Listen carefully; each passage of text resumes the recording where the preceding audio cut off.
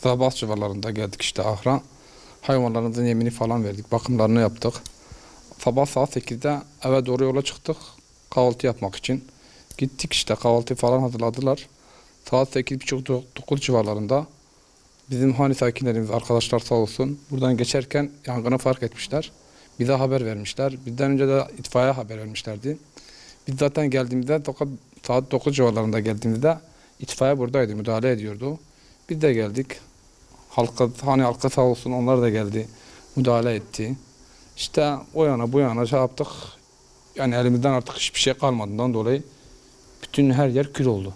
Yani itfaiyenin de çabalarına rağmen hiçbir şey kalmadı. Hayvanlar hep telef oldu.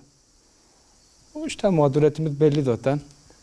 İçeride benim 5-6 tane hayvanımız, inek vardı. Ağır gebeydi hepsi.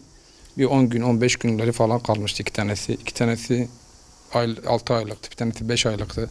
Bir tanesi yeni doğurmuştu. Bu daha 15 günlüktü. 30 ton samanımız vardı içeride. Ondan sonra 3 tona yakın, 3 ton bizim yonca otumuz vardı. 3 ton yemimiz içerideydi. İşte hepsi kül oldu. Hiçbir şey kalmadı. Yani yangının sebebi de elektrik kontağından çıkan kıvılcımdan dolayı yangın içeride sigortayı patlamış.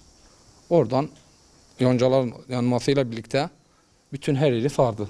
Şimdi inşaatımızı da zaten daha yeni yaptık. Ramazan ayında inşaatına başladık.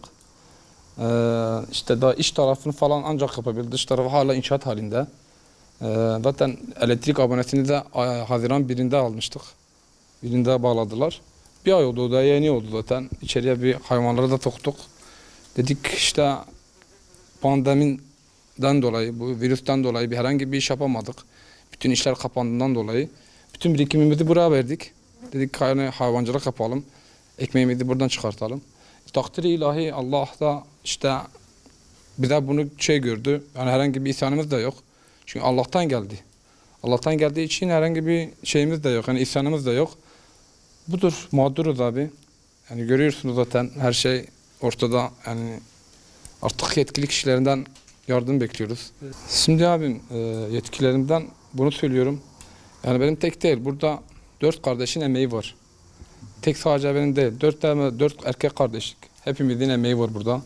Birlik olalım dedik. Bunu yaptık. Yetkilerin elinden ne geliyorsa, yani demiyorum ki bu şu, elinden ne geliyorlarsa yardımlarını bekliyoruz. Eğer yapabiliyorlarsa başımız üstüne. Yoksa ne yapalım, Allah'tan umut beklenmez. Tekrar devam edeceğiz. Eğer Allah bunu bize reva gördüyse, bir kapıyı kapatırsa illaki bir kapıyı daha açar. Harınca söyle yapacak diyecek bir şeyim yok, bu kadar.